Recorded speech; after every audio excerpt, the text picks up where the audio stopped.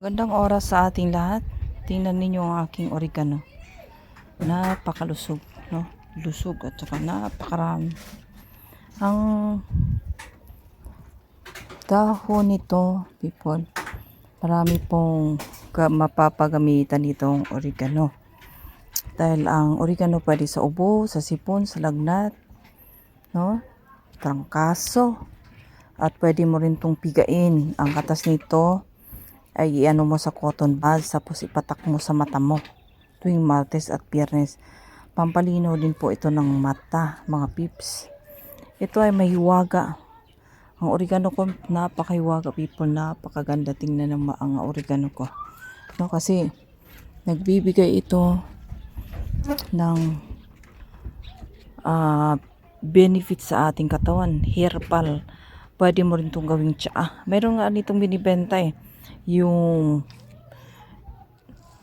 didurog na oregano.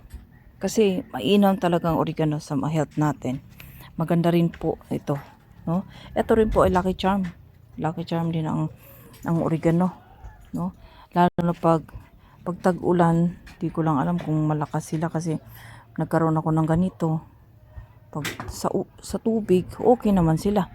No, kahit hindi mo to diligan, people, lagi hayaan mo lang sila. Katulad nito, lumago ng aking oregano, no? Ang ganda, ngayon ko lang napansin na pagandaan pala ng mga oregano ko. At saka benefit nito, ulitin ko po, sa health natin, herbal ito. Sa ubo, sipon, lagnat, sa mata, ipatak yung juice niya, no?